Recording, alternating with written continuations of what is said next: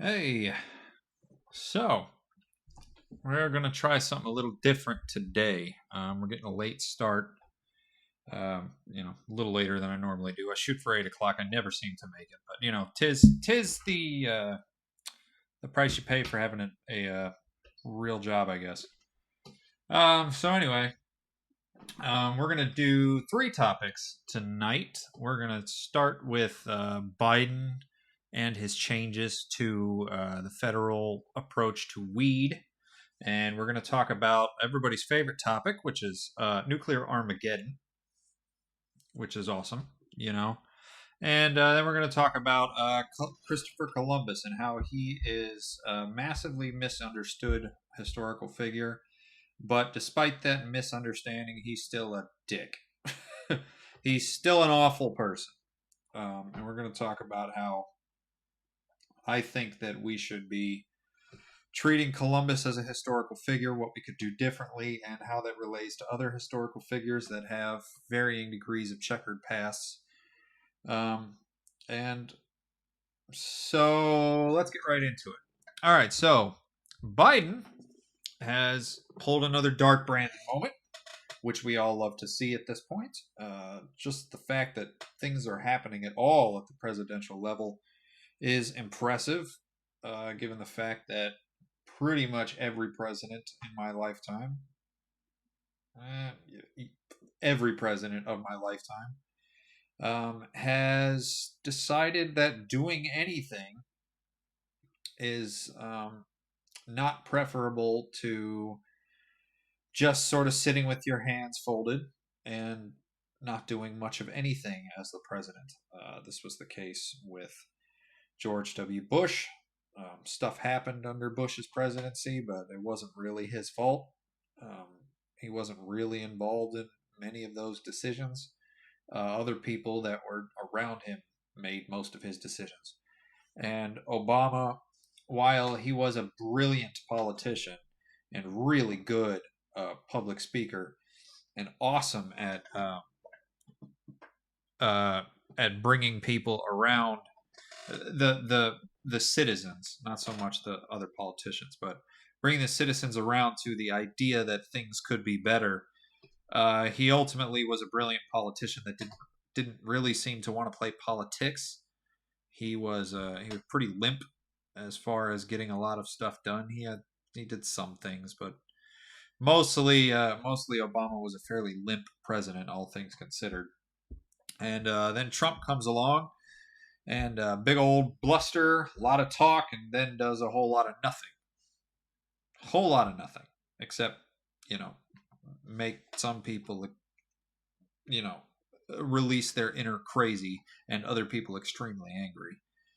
But as far as like legislative things goes, he didn't do a whole hell of a lot as president. He didn't have a lot of particularly consequential executive orders. He didn't have a lot of particularly consequential legislative wins. He did get three Supreme Court justices, which I guess you can give that to him, but really the president just chooses the person that goes to the Senate for confirmation. Really, the Senate is the one that does that job. And let's be real, Trump didn't know who he was putting up for Supreme Court. Somebody told him who to put up, and he just like drew a name from a hat or something. Like Biden or Trump was not particularly involved in any of the things that happened under his presidency. None of the legislative process. He didn't write any bills. He didn't write any executive orders. He barely like got anything that came out of his mouth done immediately. It's widely recorded in the White House um, staffers that Trump would say stuff and then they would just like turn to Mike Pompeo and Mike Pompeo would be like, just ignore it. He's don't worry about it. So that pretty much sums up Trump's presidency. And then Biden comes along and does a whole lot of nothing for about a year and a half, and then out of the blue just decides he's going to do stuff. Now, obviously, he's the bar that Biden has to clear to be considered the only president that's actually trying to do stuff in my lifetime is not a very high bar. Like, to be fair, this would be like you know, this would be like a 14-year-old kid jumping over a 3 foot high fence. Like most 14-year-old kids can probably jump a 3 foot high fence. It's not a high bar. Um, so yeah, so Biden's actually doing some stuff, and he's got some wins recently, some legislatively, some him pushing the envelope as president. And the new one that a lot of people have been asking for is he has signed an executive order that will expunge the convictions of anybody at the federal level with weed possession convictions. This would release anybody in federal prison with a weed possession conviction. It would release them from prison. Except according to the Justice Department, there are no prisoners with only weed possession convictions in federal prison at this time. So it only affects people who have the conviction prior on their record. Now that's not a bad thing. These people, any kind of criminal record in the United States will hamstring your ability to do all kinds of stuff. This is a point that Biden points out in his remarks on why he's doing this. Any kind of criminal conviction at all in the United States will severely limit the types of jobs you can get. It will severely limit the places that you can live a lot. It'll severely limit and it'll severely limit your ability to like buy things with credit. Expensive things, cars, houses, stuff like that.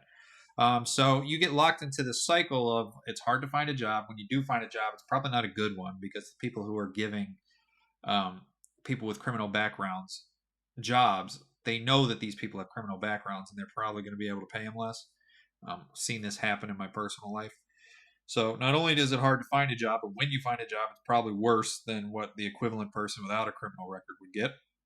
Then apartments, you're never going to touch a corporate-run apartment complex with a criminal record. It's just not going to happen.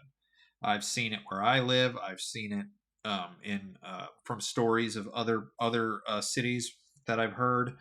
If you do not get lucky and find a like a small time landlord, 1, 2, maybe 3 or 4 properties, that's like a single person that is still very hands on with managing the properties and does all of the application work and goes and meets new prospective tenants and stuff like that. Unless you find one of them, you get lucky that one of those houses is available for rent. You are just going to get flat denied with a criminal record. Like you put in an application for an apartment in a like a high rise, which tend to be a little cheaper than houses.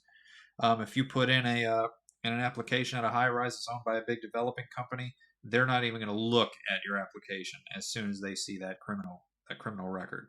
So Biden expunging those records helps a lot of people that would otherwise have a lot of trouble with finding gainful employment and improving their lives. It's not impossible, but any barrier you can remove to people living a fruitful life is a good thing. Just period. However, this does nothing to the state level,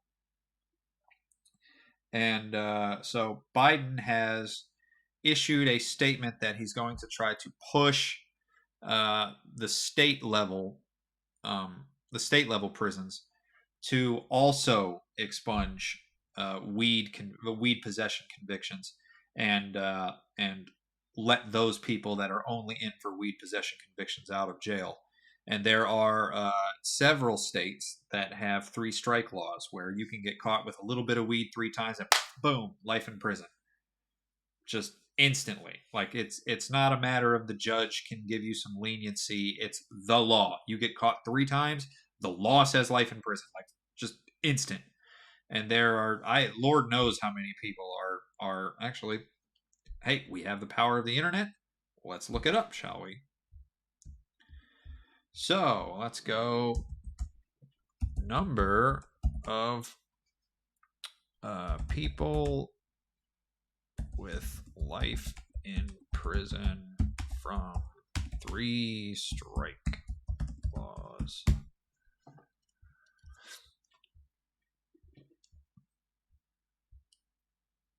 Okay. Well, this is from 2004. We don't want that one.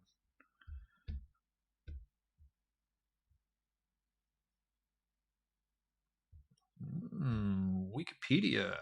Let's see what Wikipedia's got here. Application 43. No, none of that.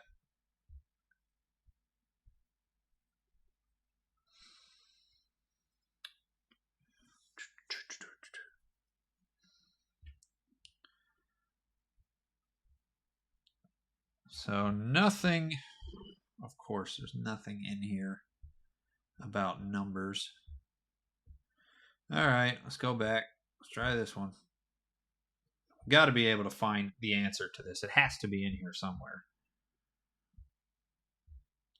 Let's see, 3 strike laws, complex, 3 strike laws, the numbers. Increased incarceration by... For instance, California, the prison population increased above 80,000 second strikers and 7,500 by 2004. Offenders serving prison time under 3 strike laws account for 26% of total prison population in the U.S.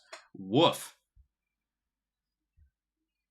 By 2004, offenders serving prison time under the 3 strikes laws account for 26% of total prison population in the U.S.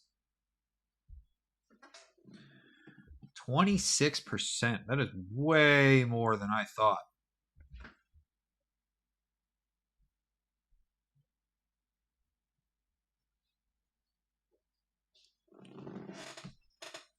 Okay.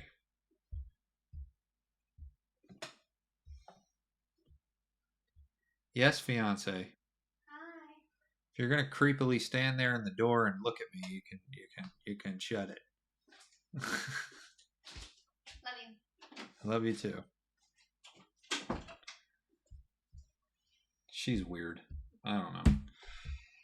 Anyway, past that distraction. Yeah. So apparently, 26% of the population as of 2004 was in prison because of 3 strike laws.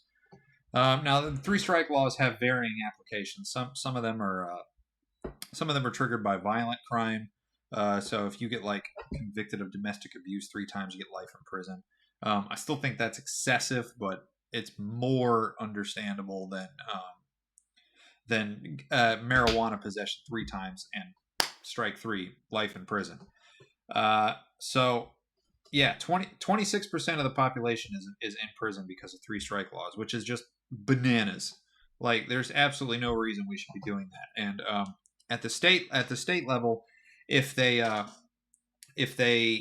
get rid of the, or if they expunge the records of people who only have marijuana possession convictions, then there's a lot of 3 strikers, some that may even have life in prison sentences, that would be released, and justifiably so. Like you possess marijuana 3 times, you go to prison for life. Like, nobody thinks that's okay. Why would anyone think that that's all right? I don't think anybody does. So, I mean, some people do. You can find exceptions everywhere. But yeah, Biden has made it so that is trying to get the states to help him with the releasing of marijuana possession convictions. How many of them will take him up on that offer? Who knows? As far as I know right now, the only governor that's come out and said, yes, we're going to try to expunge the records at the state level is North Carolina, which is a Democratic governor.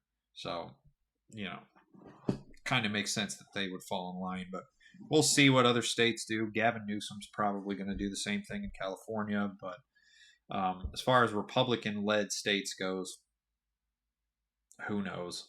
Probably none. I mean, if we're being real, Biden could figure out a way to give everybody in the country,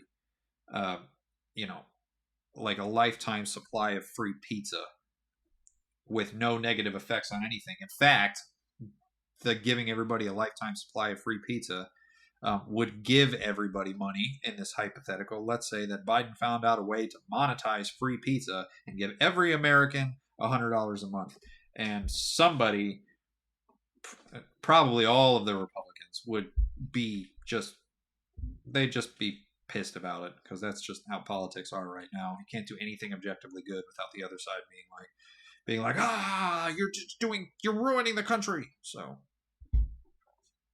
who the hell knows if any Republican governors will get on board.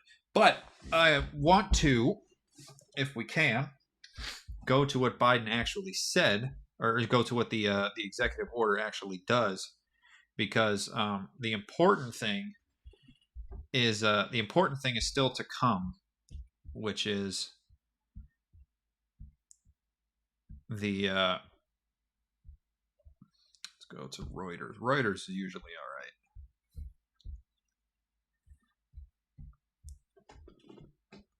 Okay, so God, these ads are huge, man.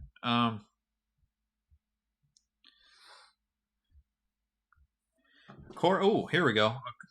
According to the ACLU, of the 8.2 million marijuana arrests in the U.S. between 2001 and 2010, 88% were for just possessing marijuana. So arrests involving marijuana are massively related just to possession. And we all know probably at least 10 people who regularly possess weed. I know I do. And I live in Ohio, which is not exactly a friendly state to weed. It's decriminalized, but I mean, that's about it as far as weed goes here. Let's see. So apparently there's 30. It says Biden's pardon does not affect some 3,000 people convicted of higher level marijuana crimes who remain in federal prisons, and as many as 30,000 who are still in prison in several states, according to the advocacy group The Last Prisoner Project. Those numbers do not reflect people with convictions for marijuana possession at the state level, although approximately 2 million marijuana convictions have been expunged or pardoned by states where the drug is now legal. Okay, so 3,000 people convicted of higher level marijuana crimes. So, trafficking and crimes related to trafficking. They will remain in federal prison. This is only marijuana possession. You get caught with like a couple of joints worth of weed on you. And it will not affect 30,000 people who are still in prison in several states. So these are the ones that Biden is trying to work with the state governments to get them out, because federal government jurisdiction doesn't extend to state criminal cases. So there's 30,000 people that are currently in state prison for marijuana possession that Biden is trying to get out. Okay, so let's get out of this one because it didn't tell us what we were looking for. We want let's see.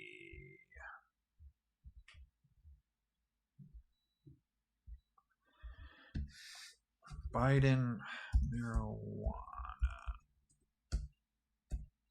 marijuana executive order.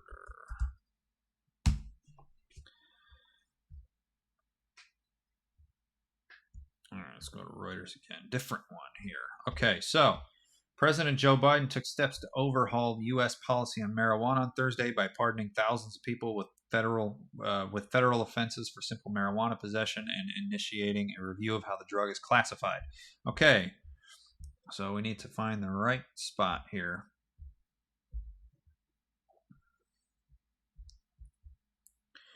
Okay, so Biden has asked, let's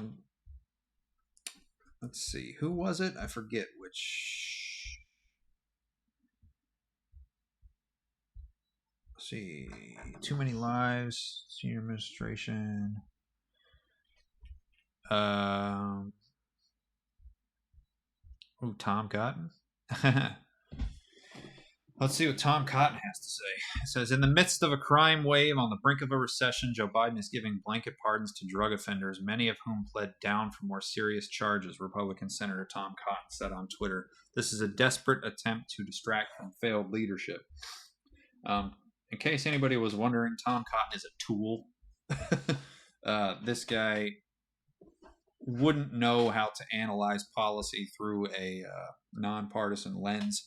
If somebody gave him the nonpartisan lens and then crammed it into one of his eyeballs, dude cannot see anything but red and blue. Like, he has to know. He has to know.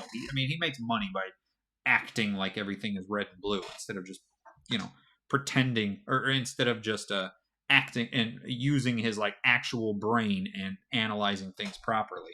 So he's trying to equate letting people for simple marijuana possession off the hook, giving them their expunging their record at the federal level. He's conflating that with a crime wave, which it's not even actually a crime wave. Like, the crime in the United States has gone up. It has gone up, but when you look at the actual statistics relative to like other countries, there is basically nowhere in the United States that is like particularly dangerous compared to the rest of the world. Like, the United States is a very, very safe country, basically everywhere. There are parts that are worse than others, but they're only worse relative to other parts. As far as your chances of anything bad happening to you, they're pretty low basically everywhere in the United States, and that hasn't changed despite the uptick in crime that has happened. For example, if you live in a place where there's, say for example, there's a chance of being part of a violent crime that is like, say, 13 out of 100,000. And then the crime rate in the violent crime rate in the area goes up by 50%. Well, your chances of being involved in a violent crime, they go from 13 out of 100,000 to 13 out of 100,000 to 19 and a half out of 100,000. Like, as far as your day-to-day life goes, your chances of being involved in a violent crime incident in the United States basically doesn't change unless crime goes up some astronomical amount, like 300-400%. And even then, if it went up 400% and it was 13 out of 100,000, it would only be 52 out of 100,000. Like, it's still not that high. So crime is very low in the United States. So whenever you hear anybody saying in the midst of a crime wave or talking about how bad crime is getting, it's like, they know. If it's a politician, they know. They know that crime statistics in the United States are fairly low. They're low everywhere. Pick the worst part of the United States and compare it to the crime statistics for a lot of other countries that Americans go vacation to. Like, a lot of countries that Americans vacation to on a regular basis have much worse crime statistics than the United States. And people go there. They go there and they take thousands of dollars in cash because they're tourists. American dollars are worth more in other countries. I know. I've traveled. I've taken American dollars. The exchange rate usually gets you some stuff pretty cheap in a lot of places. So, if you're not worried about it going to other places like Mexico or the Dominican Republic or Belize or Thailand or Vietnam. Vietnam's becoming a very popular country for traveling. Their crime rate's higher than the United States, and people just go to these places, and they're like, yeah, it's the best. It was great. I loved it. When in reality, they're surrounded by more crime than there is in the United States. Now, none of those places are particularly dangerous either. Like their crime rates are actually pretty low in a lot of those places too. They're just higher than the United States. But people like Tom Cotton are constantly fear mongering about crime going up in the United States when in reality it's not high. It hasn't been high. The crime rate in America hasn't been high in like 50 years. And even 50 years ago, it wasn't that bad. So, yeah, Tom Cotton's a tool. Anytime that guy opens his mouth, just ignore it. So anyway, where were we? Oh yeah, okay. So Biden is going to initiate a review of marijuana being classified as a Schedule One drug. So the way it works is controlled substances in the United States are set up under a schedule system. The lower the number in the schedule, the more tightly controlled it is at the federal government. Schedule One drugs are the highest highest level of controlled substances that the federal government has. They include things like heroin. Now, if anybody knows anything about anything, we all know that marijuana is not heroin. And we all also know that heroin is not fentanyl. Fentanyl is much worse than heroin, and despite that, fentanyl is not classified as a Schedule 1 drug, and marijuana is. It makes no sense on the federal level to have marijuana classified as a Schedule 1 drug. Now, so he hasn't changed it from a Schedule 1 drug. Biden has not changed it off of that. What he's done is order a review of it being classified as a Schedule 1 drug. The reason I bring this up specifically is because Joe Biden is not a fan of legalizing weed. He never has been. He wrote the bill, the crime bill, in the 90s that did a lot of the policies that have put a lot of people in jail for marijuana. Now, does that make him wrong for trying to change things now? No, of course. You can always try to rectify your mistakes later. But he hasn't come out in support of legalizing marijuana, and he hasn't changed it off the Schedule 1. He's ordered a review. Now, it's possible that the review may return less than ideal results because Biden is trying to get the optics of fixing the marijuana problem in the United States. That's possible. That wouldn't track with his current record of doing things despite the fact that they don't particularly look good all the way around. I mean, Afghanistan, while by all rational accounts was probably the right move, was to pull out of Afghanistan, he got absolutely dragged for falling on that grenade. And he did it anyway, and he took it on the chin. Same with the Inflation Reduction Act. There's a lot of good things in there, but he's been getting drug over the coals over that one because it's got, electric car subsidies. Oh, electric cars. I mean, Marjorie Taylor Greene compared the size of your masculinity to the number of cylinders in your engine. This is just the stuff that normal Democrats under normal circumstances they avoid this stuff like the plague. Biden doesn't seem to give a shit right now. So I don't know what this review is going to return. 4 months ago I would have said, oh yeah, this is all political theater. He ain't going to do shit. But he's been doing stuff recently that have surprised basically everybody. So who knows what's going to happen. I'm not willing to give him the benefit of the doubt given his track record with marijuana, but I'm at least willing to wait and see what happens before I pass judgment upon what it means to review the classification of marijuana. It could mean nothing, could be a good thing. Who knows? So, to recap, he has pardoned all federal marijuana possession offenses. He has tried to get the states on board with doing the same at the state level, and he has initiated a review of the Schedule 1 classification for marijuana. We will see how this all shakes down, but ultimately at the moment this doesn't affect that many people. It doesn't really let anybody out of prison because nobody is in federal prison for just marijuana possession. It's if they have a marijuana possession conviction on their record and they're in federal prison, they also have convictions for other things that will keep them in prison. So nobody's really going to get let out of jail for this. and it's gonna help thousands of people, which is good, getting that off their record. But the vast majority of marijuana possession convictions that have people in prison and have people with a criminal background are at the state and local level. The federal government doesn't have much control, or much of, if any, control over it. That would really be a shakedown in the courts. So it's a good move by Biden. Doesn't really do a whole lot, but it is massively popular with the general public, and it will probably garner the Democrats some support going into the midterms. It's probably still not going to help them very much because the hill they got to climb is so high, but